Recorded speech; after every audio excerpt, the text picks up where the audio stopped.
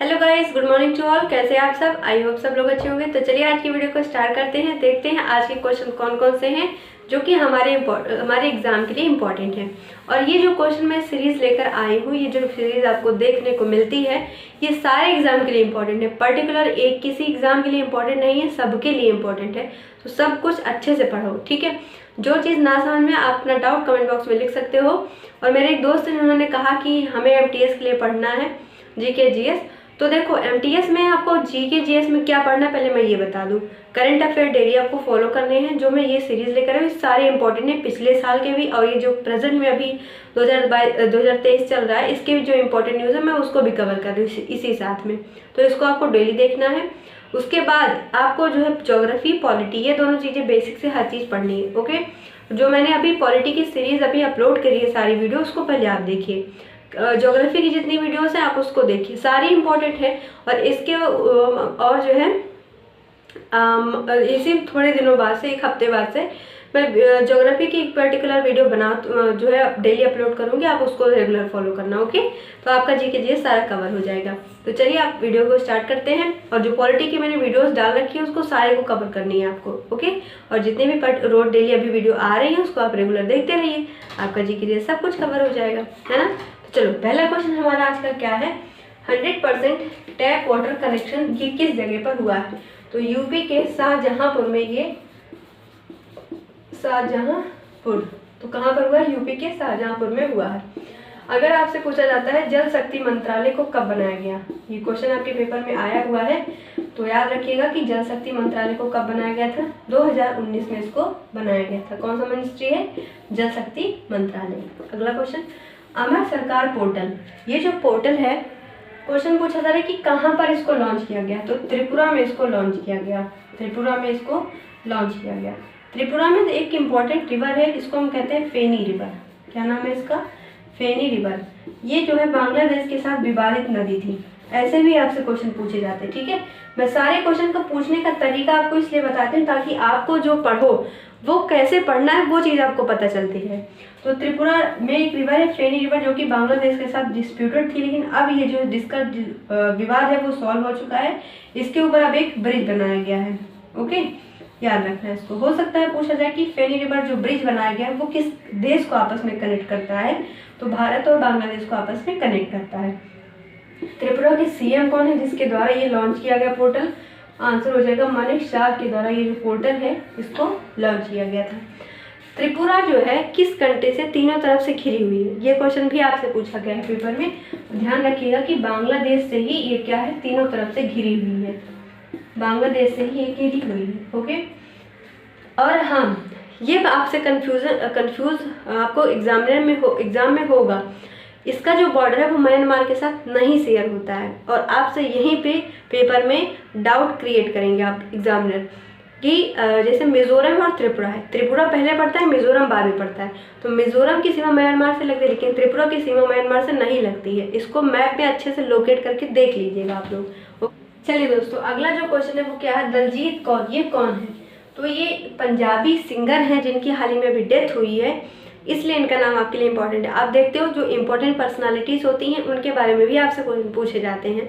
तो याद रखिएगा कि पंजाबी सिंगर है ये, पंजाबी एक्ट्रेस है ये, जिनकी हाल ही में अभी डेथ हुई है, पंजाबी एक्ट्रेस, ओके। याद रखेंगे आप लोग इसको।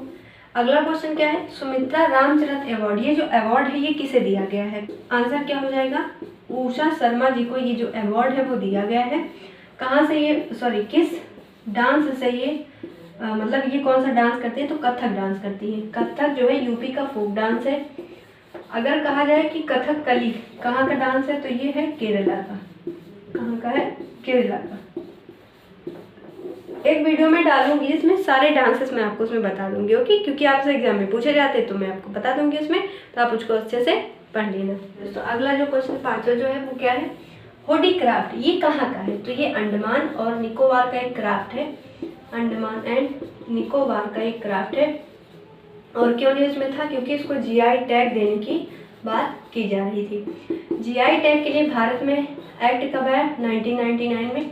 जीआई टैग देने के लिए भारत में मुख्यालय कहाँ पर है? चेन्नई में मुख्यालय है इसका। किसके द्वारा दिया जाता है? तो ट्रिप्स के द्वारा। ये जो जीआई टैग इंटरनेशनल लेवल पर दिया जाता है।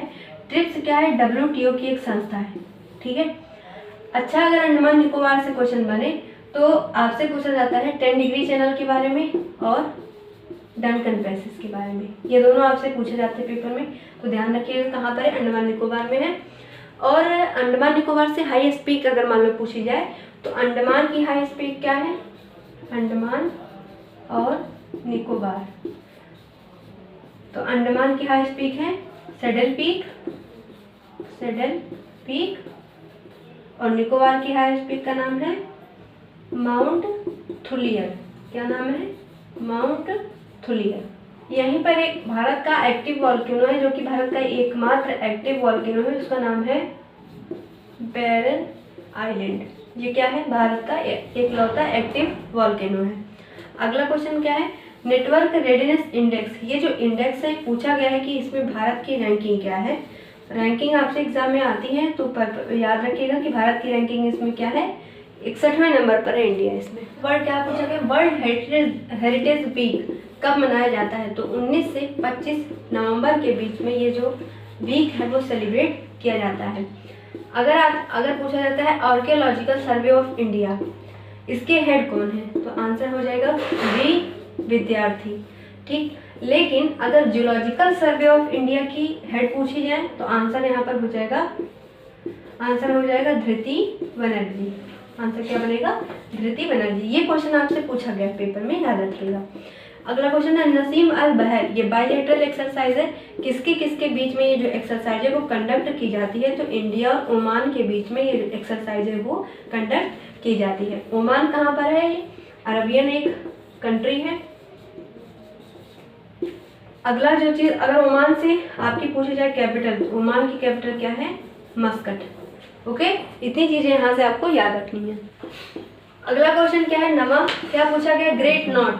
अगर आपको क्वेश्चन में ऐसे दे दिया जाए कि ग्रेट नॉट क्या है, अगर अभी हाल ही में न्यूज में था, ये क्या है, तो आपको अंदाजा लगाना मुश्किल है ग्रेट नॉट क्या है। तो ये क्या है? एक बर्ड है। ओके, ये क्या है? एक बर्ड है। और ये कहाँ पाई जाती है? रशिया में ये बर्ड पाई जाती है। न्यूज में क्यों आई? पहले तो जानो कि IUCN में किस लिस्ट में आती है? तो इंडेंजर्ड कैटेगरी में आती है। इंडेंजर्ड में ये आती है। और ये जो IUCN वाला क्वेश्चन है ना, ये बहुत टफेस्ट अगर क्वेश्चन बनेगा तो ही पूछा जाता है। तो ये जो बर्ड है, रशिया की बर्ड है, ये भारत में माइग्रेट करके आई है। कहाँ पर आई है? क्वेश्चन यहाँ से बनेगा, केरला में ये आई है। तो इसलिए ये न्यूज में आया था, तो इसलिए हमारे लिए इम्पोर्टेंट है। इंडियाज बिगेस्ट फर्टिलाइजर सप्लायर कौन है? आंसर हो जाएगा क्या? रशिया। रिप्लेस किसको किया है इन्होंने? चाइना को इसको इन्होंने रिप्लेस किया है। क्वेश्चन 2020 में पूछा गया था एक क्वेश्चन कि 2020 के डेटा के हिसाब से भारत ने सबसे ज़्यादा किसके साथ व्यापार किया था? तो आंसर यहाँ पर क्या हो जाएगा? चाइना के साथ सबसे ज़्यादा व्यापार हुआ था भारत का। और ये डेटा आपके एग्जाम में पूछा गया था। और एक क्वेश्चन और ही मैं इसे बता दे रही हूँ, HRD जो हमारी मिनिस्ट्री है, जो एजुकेशन मिनिस्ट्री है, कौन से 5 ईयर प्लान के तहत ये जो स्कीम है वो हमारे इंडिया में आई थी? तो 8वें 5 ईयर प्लान के तहत इंडिया में आई थी, ठीक है। इंपॉर्टेंट है, याद रखिएगा। तो चलिए मिलेंगे अब अगले वीडियो में। आज का वीडियो हम एंड करते हैं। जो चीज़ ना समझ में आई हो, क्वेश्चन डाउट अगर लगे तो क्वेश्चन कमेंट बॉक्स में अपना लिखिएगा। मिलेंगे अब अगले वीडियो में। और जो मैंने कहा कि ज्योग्राफी का सीरीज मैं जल्दी ही स्टार्ट करने वाली हूँ, आपको लगभग ये जो 30 दिन आपको रेगुलर सीरियसली देने हैं, उसको आपको अच्छे से कवर हो जाएगी। एक बार अच्छे से पढ़ लोगे, जैसे ही देखो, जैसे किसी पेड बैच के अंदर ज्योग्राफी या पॉलिटी पढ़ाई जाती है, वैसे ही सेम मैं पढ़ाऊंगी।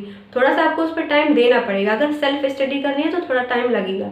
तो 30 दिन का अपने आप को खुद को मौका देना। 30 दिन तक आराम से जो मैं वीडियो अपलोड करूँ सिर्फ उसी को पढ़ना, ओके। तो आपका ज्योग्राफी जरूर कवर हो जाएगा। उसके बाद जैसे पॉलिटी तब तक पढ़ते रहो, ज्योग्राफी में जैसे ही खत्म करूँगी उसके बाद फिर से पॉलिटी आ जाएगा, तो फिर से आपका रिविजन हो जाएगा। चलिए मिलते हैं अगले वीडियो में, तब तक के लिए थैंक यू।